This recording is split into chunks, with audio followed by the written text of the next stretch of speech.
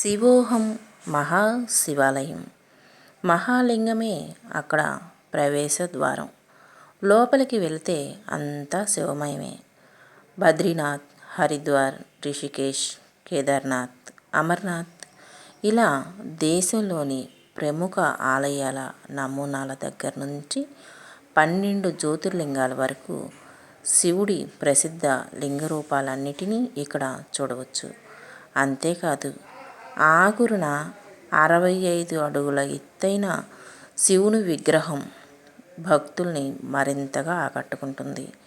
ఇవన్నీ బెంగళూరులోని శివోహం శివాలయం సంగతులు. 1995లో నిర్మించిన ఈ గుడి ఎంతో ప్రత్యేకంగా ఉంటుంది.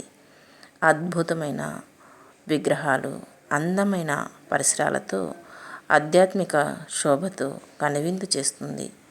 లింగ రూపంలో నుంచి ప్రవేశించి చుట్టూ తిరుగుతూ కైలాసంలోకి వచ్చామా అన్న అనుభూతిని కలిగించేలా ఉంటాయి ఇవన్నీ. ఏడాదంతా పూజలు అందుకుంటూ భక్తులతో కిటకిటలాడే ఈ ఆలయం శివరాత్రి రోజైతే మరింత శోభాయమానంగా వెలిగిపోతుంది. ద్వాదశ జ్యోతిర్లింగాల్లో ఒకటిగా అబ్బురపరిచే శిల్పకళ వైభవానికి ప్రతీకగా ఎన్నో వింతలకు నెలవుగా రామేశ్వరాన్ని భావిస్తారు. రామేశ్వరుడు రామధన స్వామిగా పూజలు అందుకుంటున్న ఈ ఆలయంలోని శివలింగాన్ని సీతాదేవి తయారు చేయడం విశేషం. దక్షిణ కాశీ పేరుగాంచిన ఈ మహిమాన్వితమైన క్షేత్ర దర్శనం సర్వపాపహరణమని పురాణాలు చెబుతున్నాయి. రామేశ్వరం తమిళనాడులో హిందూ మహాసముద్రం, బంగాళాఖాతం సంగమ స్థానంలో కనిపించే చిన్న ద్వీపం లాంటి ద్వీపంలో పరమేశ్వరుడు రామనాథ స్వామిగా కొలువుదీరి భక్తులను అనుగ్రహిస్తున్నాడు. దేశవ్యాప్తంగా ఉన్న 12 జ్యోతిర్లింగాల్లో ఒకటిగా ప్రసిద్ధి పొందిన ఈ రామనాథ స్వామి ఆలయ నిర్మాణం భక్తులను ఆశ్చర్యచకితుల్ని చేస్తే, ఇక్కడ కొలువైన స్వామి స్వరూపం వెనుక ఆసక్తికరమైన కథనం ఉంది. అందుకే రామేశ్వరం ఆధ్యాత్మికం ధామం గాను, పర్యాటక ప్రాంతంగాను పేరుగాంచి అటు భక్తుల్ని ఇటు పర్యాటకుల్ని ఆకట్టుకుంటుంది.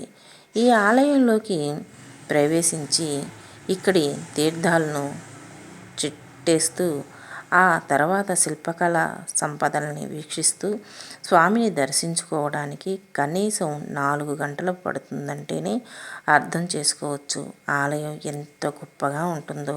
అవును మరి, 15 ఎకరాల్లో విస్తరించి 4 వైపులా 4 గోపురాలతో కనిపించే ఈ ఆలయంలోని 3వ ప్రాకారంలో దాదాపు 30 అడుగుల ఎత్తులో 1000కి పైగా స్తంభాలుంటాయి. అందుకే ప్రపంచంలోనే అతి పొడవైన ప్రాకారం కలిగిన ఆలయంగా ఈ గుడి ప్రసిద్ధిగాంచింది.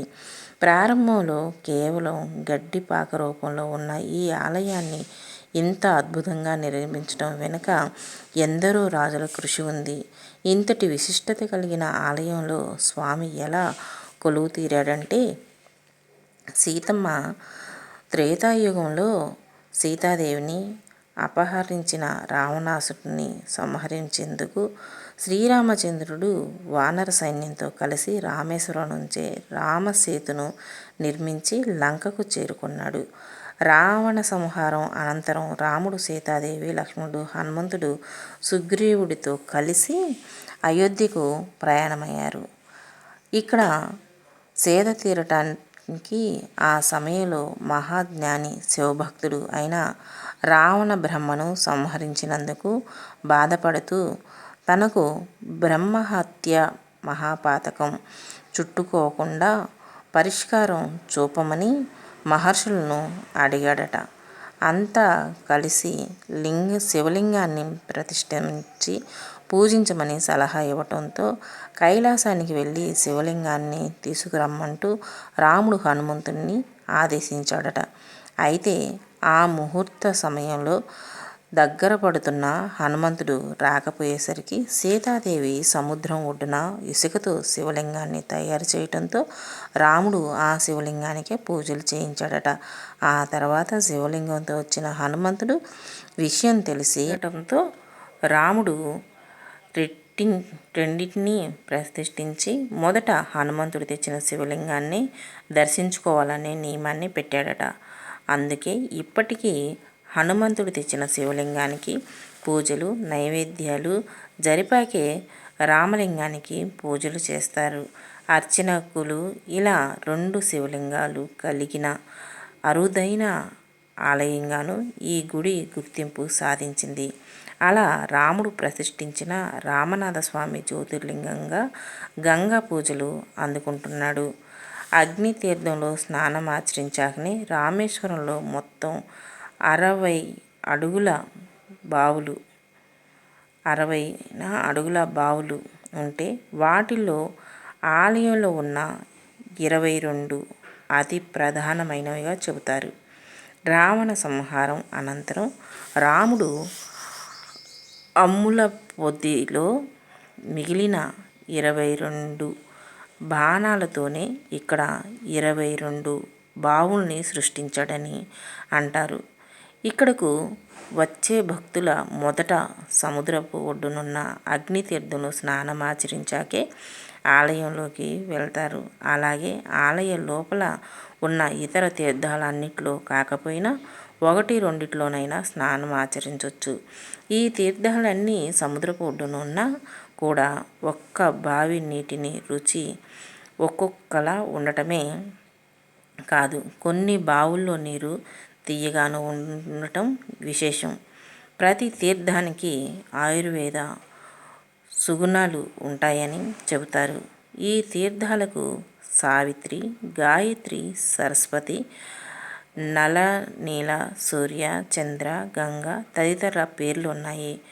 108 శివలింగాల్ని చూడొచ్చు ఇక్కడ.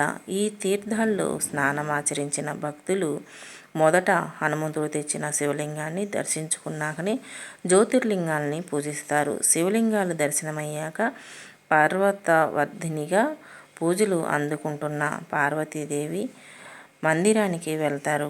ఆ తర్వాత విశ్వేశ్వరుడు, విశాలాక్షి, విష్ణుమూర్తి, మహాలక్ష్మి, సంతాన సౌభాగ్య గణపతి, నటరాజు, నవగ్రహ మండపం, వల్లీ దేవసేన సమేత కార్తికేయుడు తదితర దేవతామూర్తుల్ని దర్శించుకోవచ్చు.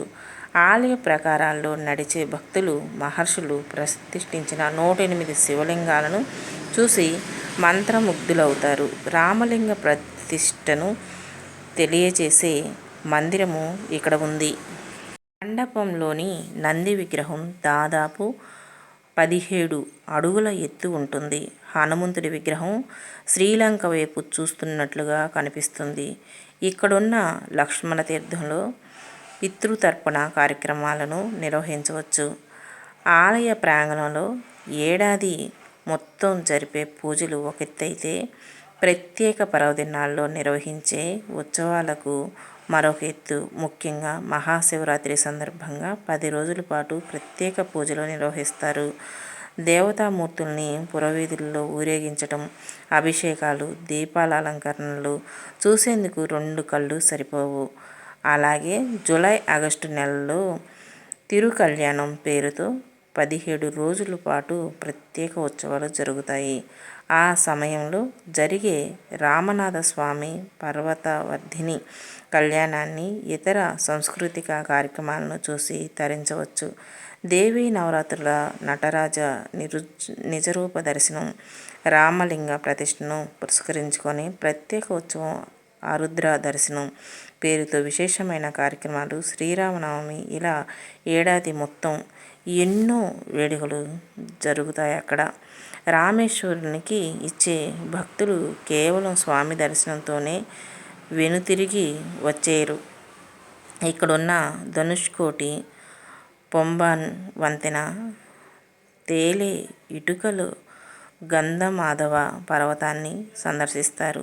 రాముడు పాదకులు ఉండే గంధమాధవ పర్వతం పైకి ఎక్కితే రామేశ్వరం మొత్తం కనిపిస్తుందట. రామేశ్వరంలోని సముద్రానికి శాంత సముద్రుని పేరు. అలల ఉధృతి లేని సముద్రాన్ని ఇక్కడ మాత్రమే చూడవచ్చు. రామేశ్వర యాత్రను ఓ పద్ధతి ప్రకారం చూస్తే పుణ్యక్షేత్రాలన్నింటినీ సందర్శించిన ఫలితం దక్కుతుందట. భక్తులు మొదట వారణాసికి వెళ్ళి కాశీ విశ్వనాథుని పూజించి అక్కడి నుంచి గంగాజలాన్ని తీసుకొచ్చి రామేశ్వరంలో శివుడికి అభిషేకించాలి. మళ్ళీ ఇక్కడున్న ఇసుకను తీసుకువెళ్ళి కాశీలోని గంగలో కలపాలని అంటారు. పైగా భారతదేశంలో ఉన్న నదులన్నిటినీ ఇక్కడున్న బావుల అంతర్భాగం నుంచే ప్రవహిస్తాయని చెబుతారు. అందుకే రామనాథ స్వామిని దర్శించుకుంటే సమస్త యాత్రా ఫలం కలుగుతుందని ప్రతీది. ఇప్పుడు ఒక చిన్న కథ విందాం. అనగనగా ఒక కాకి వాయసవనంలో నివసించేది. అక్కడున్న రకరకాల పక్షులతో ఎలాంటి భేషాలు లేకుండా కలిసిపోయి జీవనం సాగించేది. ఎప్పటికప్పుడు తన సహచరుల యోగక్షేమాలు తెలుసుకుంటూ వనమంతా కడితిరిగేది. ఒకరోజు పక్కనే ఉన్న కాకులగుట్ట అనే గ్రామానికి ఆహారం కోసం వెళ్ళింది. ఎండవేడికి అలసిపోయి కాకి ఇక ఇంటి వసారాపై వాలింది. తన ఆకలిని కావు కావు అంటూ ఆ యజమానికి తెలియచేసింది. కాకి అరుపులకు విసుక్కొని ఒకటే కాకి గోల, లొట్టి మీద కాకి లెక్క అనుకుంటూ కర్రను బలంగా విసిరేశాడు. కాకి బతుకు జీవుడా అనుకుంటూ లేని సత్తువను రెక్కల కూడా తీసుకొని పైకెగిరింది. మరో ఇంటి ప్రహరీ గోడపై వాలింది. కావు కావుమని తన ఆకలిని తెలియజేసింది. శుభమా అని బయటికి వెళ్తుంటే ఈ నల్లకాకి ఒకటి అని ఆ వృద్ధురాలు ఇషు ఇషు అని కాకిని గద్దించింది. ఆ మాటలు విన్న కాకి మనసు కలుక్కుమంది. ఆకలి బాధ చచ్చిపోయింది. నా శరీర రంగు నాకు శాపంగా మారింది. నేను ఈ రంగుని మార్చుకోలేనా అని బాధపడుతూ చెట్టు కొమ్మపై వాలింది. దూరంగా ఒక ఎత్తైన భవనం వద్ద గాలిలో వేలాడుతూ రంగులు వేస్తున్న పెయింటర్ను చూసింది. కాకి ఆ రంగులు కాకికి బాగా నచ్చాయి. ఎలాగైనా ఆ రంగులు నా ఒంటిపై వేసుకుంటే నేను కూడా అందంగా మారతాను అని మనసులో అనుకుంది. వెంటనే పెయింటర్ వద్దకు వెళ్ళి, కాకా, నా ఒంటిపై కూడా రంగులు వేయవా? ఈ జనాలు నా రంగును చూసి ఎగతాళి చేస్తున్నారు అని అడిగింది. దాని బాధను అర్థం చేసుకున్న పెయింటర్ ఇంద్రధనుస్సుతో ఉండే రంగులన్నీ కాకి ఒంటిపై అందంగా పరిచాడు. కాకి తన రూపాన్ని భవనం అద్దంలో చూసుకొని తెగ మురిసిపోయింది. తన ఆకలిని కూడా మర్చిపోయింది. వెంటనే తన రూపాన్ని చూడటానికి వాయసవనానికి బయలుదేరింది. చెట్టుపై ఉన్న కోకిల కాకిని చూసి, ఏంటి కాకి బావా, ఈ వేషం, ఒంటిపై రంగులు అని ఆశ్చర్యంగా అడిగింది. కాకి జరిగిన సంగతి అంతా వివరించి చెప్పింది. కాకి ఆలోచనలో మార్పు తేవాలని అనుకొని నాతో పాటు రా అని ఏంటి ఒడ్డున ఉన్న పాఠశాల దగ్గరకు తీసుకువెళ్ళింది. ఆ పాఠశాలలో మాస్టరు 9వ తరగతి విద్యార్థులకు వాయసం పాఠం చెబుతున్నారు. కిటికీ పక్కనే ఆనుకొని ఉన్న చెట్టు కొమ్మపై కాకి కోకిల వాలాయి. మాస్టారు పాఠం చెబుతూ, కాకి మన యోగక్షేమాలు అడిగి తెలుసుకునే ఆత్మబంధువు. మనం తిని పారేసిన ఆహారం పదార్థాలను తింటూ మన పరిసరాలను ఎప్పుడూ శుభ్రంగా ఉంచే ఒక పారిశుద్ధ కార్మికుడు, మన ఆరోగ్యాన్ని సంరక్షించే వైద్యుడు.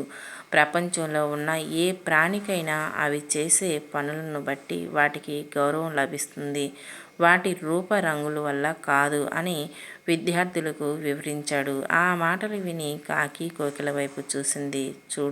చూడు కాకి బావా, నీ గొప్పతనం నీకు తెలియచెప్పాలని ఇక్కడికి తీసుకువచ్చాను. రూపం భగవంతుడిచ్చిన గొప్ప వరం. ఇతరుల మాటలను పట్టించుకోకుండా నీ పని నువ్వు చేసుకుంటూ వెళ్ళాలి. అదే నీకు తగిన గుర్తింపును తెస్తుంది అని చెప్పింది. కోకిల ఆ మాటలు విన్న కాకికి జ్ఞానోదయం అయ్యి దగ్గరలో ఉన్న వాగులో మునిగి రంగులు తొలగించుకుంది. అప్పటి నుంచి కాకి తన పని తాను చేసుకుంటూ, తనకు చేతనైతే నలుగురికి సహాయం చేస్తూ, ఎవరితోటూ తను పోల్చుకోకుండా తను కుదిరినప్పుడల్లా కూడా భగవన్నామస్మరణ చేసుకుంటూ తన జీవితాన్ని ఎంతో సంతోషంగా గడిపేసిందట.